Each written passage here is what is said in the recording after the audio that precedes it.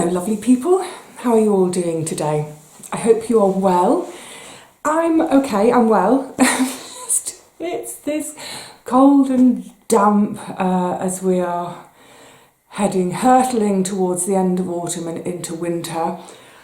Oh my goodness, so much rain, so many grey, wet days. It just feels like everything is wet all the time. Never mind, it's kind of going to tie in with the subject of today. I'm finally going to do a budget video since moving in here. I know a few folk have asked me frequently if I would do it, and I sort of kept saying it hasn't really changed much. It's changed a little bit, but I thought, you know what, we'll go through it today, that's fine. But yeah, before I do, this weather, it's apparent that this back end of my home, the sort of kitchen, bathroom, scullery, it's colder than the rest of the property. It's north facing. I've got more exposed walls here. I've got 2 exposed walls, whereas in the rest of the property, in the bedroom there's only 1 exposed wall, living room 1 exposed wall. So that impacts things too. And I think just because the property hadn't been lived in for years, it had been an Airbnb. So with it not being lived in, it's not getting aired as much as you would in your own home. Like if you were actually full-time here, it's not being heated like you would in your full-time home. Oh, we'll come on to heat in a second. So I think that's just a build-up of the years. So I've invested in a dehumidifier. Really didn't want to, however, I took a humidity reading in here. Now, the recommended humidity for comfortable living, so this is inside, is 35 to 40%. 35 to 40%. The first reading I took, it was 87%. 87. So no wonder everything felt damp. So, you know, obviously there's the expense of buying the dehumidifier, but also the expense of running it. I did my research and went for the one that's the most economical to run. So I do it for a couple of hours each morning in here. It does seem to help with the temperature, at least the feel of the temperature as well, because I notice after a couple of hours it'll be half a degree in here warmer. So yeah, anyway, yeah, hopefully one day I'll get this place dried out. But what was lovely, I had a piece of post the other day. This is how it arrived. Look at the state of it. So it was like that, but it was inside a big poly bag from the post office. My postie, John, he's lovely. He's so cool. He arrived at the door with it looking really sheepish and apologetic. It's not his fault, it happened within the system. And I took one look at it and I said, has your dog had my parcel? Anyway, it's come, it did get to me, and yay, free bag. I'll use that as a sort of a bin liner or a rubble sack or whatever. It will get used. So it was a little thank you from Our Small Holding. You'll see Our Small Holding as comments. Tracy, lovely card, lovely card. Really sweet, but what I like is, and I'll give it a go, it's the whole card. I don't know if it'll pick up. You see it looks like snow, doesn't it, on there? Fox in snow. It's impregnated with flower seeds. So it says on the back, don't put me in the bin. I wouldn't anyway, it would go in recycling if I wasn't keeping the picture. Tear me up, soak me in water and plant me in some compost. Watch me grow into beautiful flowers. So it says it's wild flowers. Now, I don't know what the flowers are. If I knew what they were, I might think about guerrilla gardening with it. However, because I don't know what the seeds are, I don't want to guerrilla garden somewhere if there's something in here that's not native or it's a bit invasive. But yeah, I'll certainly be giving that a go in the spring. Thank you, lovely. Sure, so I'm coming to the main thing, which is to do with the heat. This fab bag, and I laughed, it's, you know, it's a canvas shopping bag. If you're wondering what's in my bag, it's probably books. Ain't that the truth? Oh, that's great. I mean, I use these canvas little cotton shoppers a lot. If I'm doing a sort of a fairly substantial weekly shop, I use my granny trolley.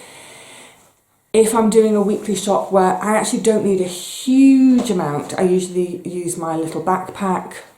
But in my backpack, I always have a couple of these kind of things too, so that if I'm on my way to the shops or on my way home from food shopping and I see a load of books I have to have. Thank you, lovely. But this is the main thing. So, like I said, it's come as a thank you from Tracy, but actually my thanks are to her and her mum. This beautiful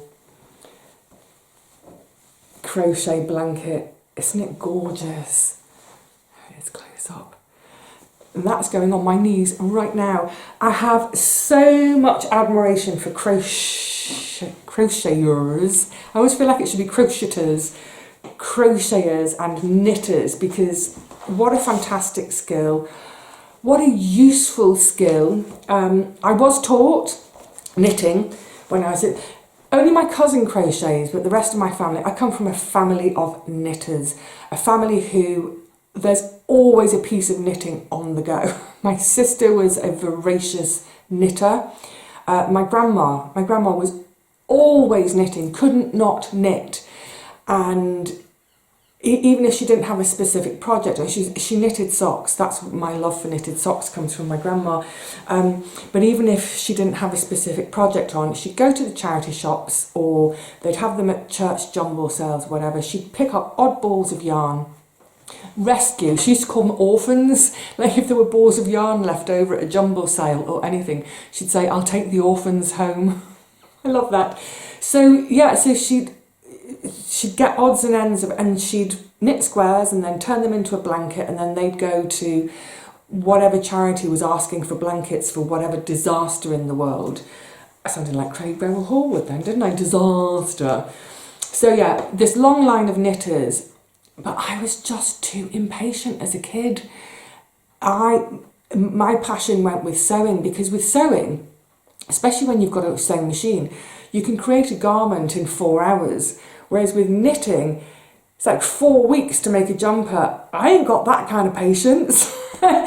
But I kind of regret that I didn't stick with it now. And you know what, maybe when I get into retirement and I don't have to work 12 hours a day, maybe I'll give it a go.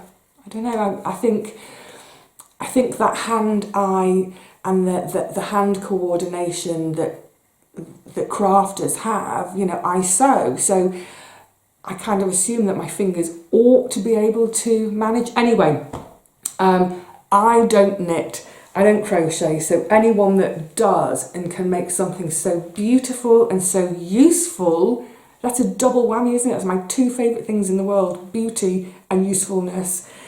Yeah, chapeau to Tracy's mum. I'm actually going to be, my top half's getting warm because I've got a lot of layers on the top half. My bottom half will warm up now with the blanket on. Yes, thank you so much. Please pass on my love and thanks to your mum. I've already messaged her, but there we go. So yeah, the postie's dog chewed my parcel, but I got it. I just have to say, the postie's dog did not chew my parcel. I am not blaming the postie and his dog. I don't think he's got a dog. You know what I'm saying. So, great. A little bit of warmth in my lap because, well, frankly, let's not even get into the bills too much, or, you know, the current fuel costs. It is bonkers. Now that I have smart meters for both the electricity and the gas, I can look. I'm not using that, you know, because I mentioned it when I first got the meter and it freaked the living daylights out of me. There's that little display box where you can look at your actual usage in real time, but it seemed to be having a bit of a day. So put that away. Don't refer to it. It was, you know, I have to live. I have to get on with things.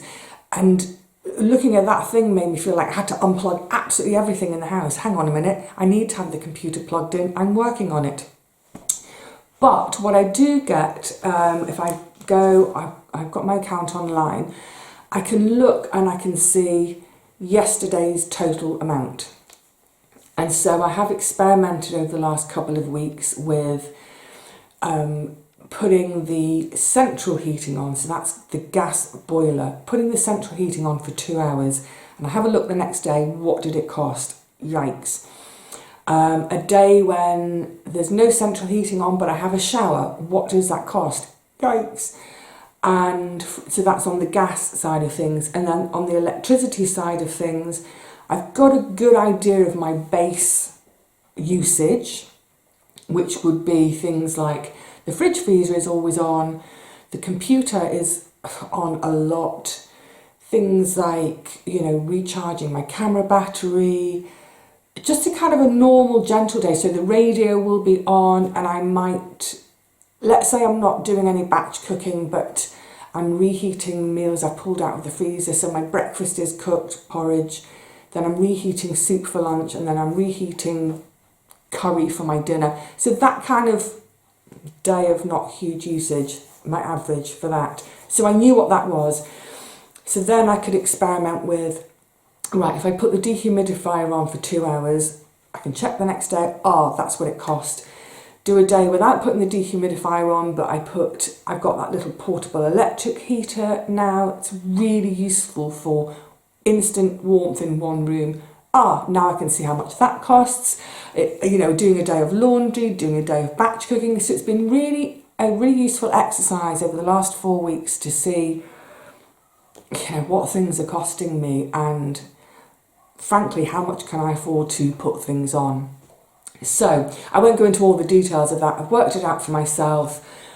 I mean, basically a couple of hours with a dehumidifier in the morning and a couple of hours in the evening with the central heating on, and that's it. Yeah, it's tight, but it's doable, especially with a nice little blankie. Right, anyway, so my new budget. How do I budget? Because that's often one of the most basic questions. How do you do a budget, Vivi? So, A, sorry to those of you who've heard all this before. B, sorry to those of you who do this for yourselves. But this is what I do.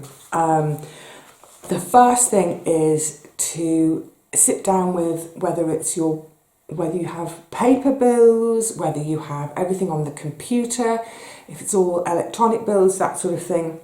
But the first thing I look at is, what are the bills I get that come once a year? So there's annual bills, and these are the ones that it can be quite easy to forget. There's some obvious things like, the house insurance or the car insurance, car MOT. Generally, I think those things are on our minds anyway. But there can be little things, like, so for me, my domain name, I pay for my domain name, and it comes up, that actually only comes up every 2 years. It would be really, really easy to forget that one because it's quite a little one. But yeah, I sit down and I work out, so that one's a 2 year, so I halve what it costs and put it into my 1 year thing. So I go through, so to give you an example, I go through and I make a note of all my annual bills. So what have we got there? National insurance at the top. So far, so in the last 8.5, we're now nudging towards 9 years without a wage, crikey. I haven't earned enough to pay tax, but I still pay national insurance. It's a voluntary contribution. My state pension contributions were done and paid up and finished about 3 or 4 years ago now, but I still pay it. National insurance pays for our NHS and it pays for the benefit system, etc., etc. So yeah, that needs to be paid. We all need to contribute if we can. Then obvious things, contents insurance, so that's the insurance for my possessions. Norton, that's my internet security stuff. The buildings insurance, so that's my share of insuring the entire building. That one has gone up since London, because in London there were 4 of us contributing. Here there are only 3 of us contributing. Yes, that one's gone up. I would say, how much has it gone up? That's costing me about it's actually about treble what it was for me in London. So I also have my PO box. I have an online business. I need a PO box for return of address. My website, I pay annually for a plugin to actually host my shop. Domain name, boiler service. So that's I need to remember, I've had my boiler service now. It was absolutely fine. There was one, he was really nice actually. There was one bit of it, a fan, a filter, there was a filter, and it was really tight for him to get to it, and he said, I don't think it's been touched in years. It was quite in a tight space. So he did that for me as well. We chatted about the boiler because obviously I don't know how old it is. I reckoned 10 to 15. He reckoned 10, 12 years. So in my mind, and I'll come on to that with another part of my budget, in my mind I'm preparing for the fact that at some point I will need a new boiler. Anyway, so yeah, boiler service is an annual thing. TV license, you'll have different things in this, and this isn't like, you know, holiday, anything like that. This is essentials. These are things we have to pay every year to simply keep running our lives. So yours might include, excuse me, I need a sip of water. A lot of you will include stuff to do with the car, insurance, MOT, what else? Tax. Yeah, you have to tax a car, don't you? Once upon a time on this, it would have had my NMC annual fee. That's the Nursing and Midwifery Council. So you pay to be a nurse. It used to be, when I was paying, it was £120 a year. So think, it's £10 a month. So yeah, just think about and grab all your bits of paper, get on your computer. You can do a dead scruffy page to start with. Just make a note of absolutely everything that you pay for on an annual basis. It might even be, you know, you might have subscriptions which are annual. What might you have that's annual? So for example, you might have National Trust or English Heritage membership, RHS membership that's once a year. You might have a subscription to a magazine, Gardener's World magazine, that's once a year. Get them all written down and next to them, write down the amounts. Doing that will also help you to see if you are needing to cut back a bit, and let's face it, at the moment, who isn't needing to cut back on things, crikey. When you've written all those annual things out, especially the ones that you might forget, like the subscriptions, you can look at it and think, you know, we need to save, as a family, as an individual, we need to save 100 quid a year. It might be as simple as that, we need to save 100 quid a year somewhere, and then you look at all that and you think, right, my RHS membership is 80 quid. I don't know how much it is now. That was the last time I looked, it was 80 quid a few years ago, and I was looking at it to buy as a gift for someone, and that's like 80 quid, I can't afford that. But you also might weigh up to think, I get so much pleasure from that, I don't want to give it up. Is there something else I can cut back on? But you'll only be able to make those sorts of decisions once you've got absolutely everything down. That's why I say do it scruffy first if you need to, just while you're gathering all the information. And then you can write, you could even do it as 2 lists. The absolute essentials for living, for your home, roof over your head, and then those extras, the memberships, the subscriptions, the magazines, what they are in a second list. Put the amount next to them. You'll give yourself a grand total and then divide that by 12, and that is the amount that you need to be setting aside every month, month in, month out, on a rolling basis. So when these big once a year bills come in, you've got that pot of money ready to take from to pay the annual bill without having to, you know, getting to, I don't know, like the website is 350 quid a year or something. If I didn't, so that's 30 quid a month-ish. If I wasn't putting that 30 quid a month away, to get a bill for 350 quid suddenly is like, can't pay it. But 30 quid a month I can do. You get the drift. Right, now I'm going to take off this and move it, because at the top we're now going to the monthly. So as I mentioned, my buildings insurance, that's gone up since moving here. My fuel bill has gone up. My council tax has gone up. The only thing that's come down is my water bill. Yay! Someone was asking about my cubic metre usage. So my first bill was for 6 months and it was 12 cubic metres. So that means I'm using about 2 cubic metres a month. We'll see how accurate that is by the time I get my next bill, because then I'll have had a complete year. Well, I should know anyway. So 2 cubic metres. I actually looked this up because I thought I can't relate to water usage in terms of in cubes. That doesn't mean anything to me. What I relate to is water usage in terms of litres. For some of you it may be gallons, especially my American friends, you'll think in terms of gallons, but I think in terms of litres. How many litres do I use when I'm washing up? How many litres am I using per watering can in the garden, for example?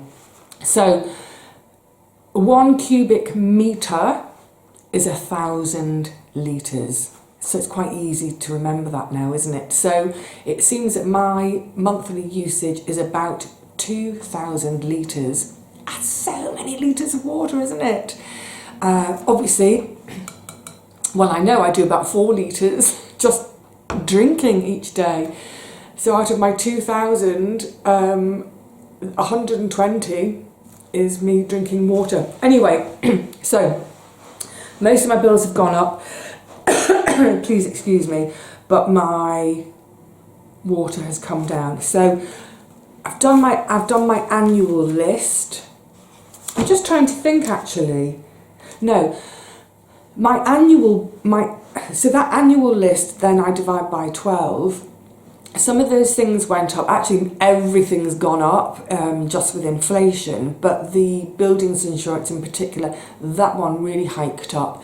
But there were, since leaving London, there were a few on that list that I could remove. So I had a allotment/garden fund. So that was basically, I called that 100 quid a year. So that in the old days would cover my allotment rent, which also included water at the allotment, and then the rest was, my rent was about, because I did get a low income discount, was it, I think it was about £45 in the end I was paying for my allotment, which is great value. And so the rest, the other 55, that's for seed, compost, bits and bobs. And of course, as the years go by, when you gather more equipment and more kit, and there's less, that over the years there's way less stuff to buy for the garden. It's just seeds. So that £100 was in my annual bills section. So that has been removed. Yay! Because I've got my own garden. Thinking about it now, I wonder if I might reintroduce something to cover some of the costs here. Compost mainly. I'm not sure, because I've actually got a fund. I've started my own little fund for the patio at some point. Anyway, I'm digressing. So now I've come up with my monthly bills/expenditures. Right at the bottom of it, let's just go to the bottom first. That's my annuals. So my annual bills, I need to be putting £160 every month into my savings account. 160 quid, which tells you 1,600, 1,009. So my annual bills come to 1,920 or thereabouts. I've probably rounded it up. So my annual bills, all of those annual things, it's nearly £2,000 a year. Just, you know, the roof over one's head. I don't have a car. That's another expense that would be in there. So the annuals, that total price, I've divided by 12 and it's given me 160. But otherwise, it probably looks very similar to most of you. My gas, electricity is at 120. That was an estimated amount for my direct debit that I'm with the same energy company since I've moved. But obviously the property is 30% larger than my London property, so a larger property, more heating, whatever. I hope once I've had a whole year here that we'll see that might come down. I was looking at a fixed rate deal the other day, still with the same company, and the fixed rate would bring it down a bit, but then do I really want to fix in the winter when it's at its most expensive? Martin Lewis, the money guru, is back on our screens. The first show hasn't, I'm filming this right at the beginning of November and his show hasn't been back yet. So I'm going to wait and watch to see what Martin Lewis is talking about with fuel. But I really, really, really need to try to find a way to bring that down, because I can't bring it down by minimising usage, because I'm absolutely minimising my usage as it is. And it's not, this thing of like not putting the heating on, it's nothing to do with being frugal. It's nothing to do with being tight or mean. It's purely, I don't have the money. If I put the heating on for 5 or 6 hours a day, I would be in debt, and I can't do that. So let's just be clear on that one. Good. So yeah, so gas, electricity, council tax. I do get a discount for being a solo occupant. My Wessex water, brilliant. That's come down a bit. My phone, I've got a very basic. You've seen my phone. My ancient phone, it's £5 a month, and I get all my calls and all my texts are free, so brilliant. That's why I got rid of the landline. When my company offered me completely free calls and free texts, you know, limitless, I thought, what's the point of having a landline anymore? The internet, I'm paying £26 for, which I think is quite a good deal. I'm with excuse me, I'm with PlusNet, which I believe is a subsidiary of BT, I think. I've been with them now for years and years and years. I don't want to jinx myself, touch wood, touch wood, touch wood. I've not had any problems. They got me up and running here. Like literally the day I moved in, I plugged my router in and had internet straight away. So there wasn't even any delay when I moved, which was great. I'd been worried about that because obviously I need the internet to work. So I'm happy to, I have been happy to stay with them. It's possible, £26, could I shop around and get something for 25 or for 24?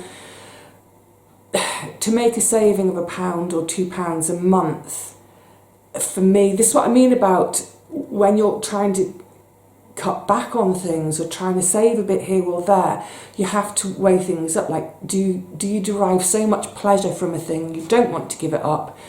For me, that company has been brilliant for me. I've had fantastic customer service in terms of if I've ever had to phone them. There was one time when the price was going up, so I called to say, look, I've been with you for ages, I'm not really too delighted with this price increase, I'm going to go and look elsewhere unless you can bring it down for me. And they brought it down. So it was great, and it was all done very calmly and nicely, and it, you know, just a polite negotiation. That's always worth trying too. So anyway, so that means that now my monthly bills, and this is before, well, you can see this doesn't include food, transport, clothing, doesn't include anything. This is the bare minimum I do just to have my home. And business is in there as well, because the annuals, that includes business stuff like my website. But it's £465. Getting chilly again. Oh, it's that time of year. It's been such a stormy time, and you know, that's life in the UK in the autumn, isn't it? It's the influence of both the Gulf Stream and the jet stream. And I think it's due to the fact that the Gulf Stream, which is, I have to reverse this for you. So the Gulf Stream, which is coming up from sort of the Caribbean and that east coast of the States and comes across the Atlantic, the Gulf Stream, as in the water, the sea, is still relatively warm. Whereas the jet stream that's swirling around up there, the air, Gulf Stream, jet stream, is now relatively cool and cold. And so they clash, I think that's what it is, and that whips up these high wind storms and a lot of rain. It just feels like, it's like, oh, it just feels like it's been raining since the 29th of August, whatever it is. Anyway, so 465 quid a month. Now, let's look at how that relates to London and how things have changed since London. Got my props ready for you. So I'll wrap up because this has gone on a bit too long maybe. So in London, this is really, really simple. Income, 700 quid. So that's across YouTube and my shop, and sometimes a bit of sewing when I can fit it in. But yeah, so about £700 a month. Obviously some months are a bit more, some months are less. So this is averaging over 12 months. In London, my bills were 350, so remember now they're 457, 350 for bills. My living money that I allow myself to live on each month is 200. If there's a 5, so that's 50 quid a week, and that's my money for food, clothing, bus fares, entertainment, prescription, everything. But every now and again, it's a 5-week month. Obviously, there aren't 48 weeks in a year, there are 52. So when it's a 5-week month, that has to shrink to 40 quid a week, which I don't like. But there we go, it works. And that gives me £150 a month to put into savings. It's so important. So 50 quid every month. Before I save for anything, I always put 50 quid into my emergency fund, and that is for equipment. So I've talked about this before, things like my camera, my computer, my sewing machine. These bits of equipment are all vital to me in order for me to produce that little living I make. So they are a priority. If one of them breaks, I have to have money available to be able to repair or replace straight away. There can't even be a gap. So like with the computer, when I had to buy the computer, thank goodness I have my emergency saving fund for that. Even things like, a washing machine, a fridge, a freezer. Remember the washing machine in London broke a couple of years ago. And it's horrible. It's horrible when you have to go into your emergency pot because you see it building, and at some points I see it building, and then there are moments and I think, oh, I'm going to nick 50 quid from the emergency fund to have a fun weekend. But I'm really disciplined and I don't do that. The fun has to come out of the weekly living money. And I'm really glad, because then when things do break, I can replace them. I don't need to get a loan, I don't need to go into overdraft, I don't need to ask a friend if I can borrow some money. It's there. So that, if I can't save anything else, I always save in my emergency fund.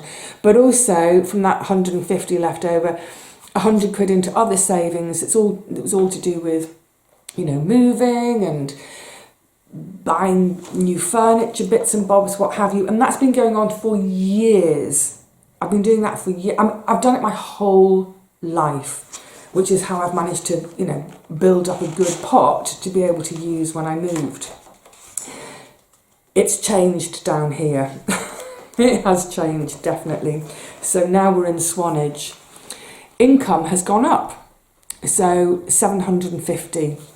Now, when I first moved, so the first 2 months, April and May, for my videos, the views went up like massively, and I get it. I'd moved house. We're all nosy, aren't we? You're nosy. I'm nosy. But it was all kind of like new and exciting. What's the new property like? What's the new garden like? What's the area? Where's she moved to? Oh, let's have a look. So there was a massive influx of views, a lot of views. And that pushed the income up, which is great. But here we are 6 months later, and my views have dropped right back to what they were before I moved. About 5,000 per video.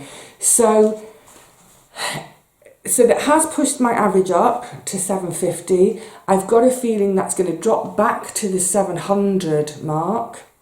Oh, but this 750 this year doesn't include any sewing. So there's no lavender bags in that. So the previous year that would have included lavender bags, which is, you know, it's been a good earner for me. So this, I think this figure of 750, and this is another reason why I budget and why I do these things, I'm pretty sure that's going to drop back to 700, and you'll see when we get to this section how that's going to be a bit scary. So, but now my bills are 465, so it's an extra 115.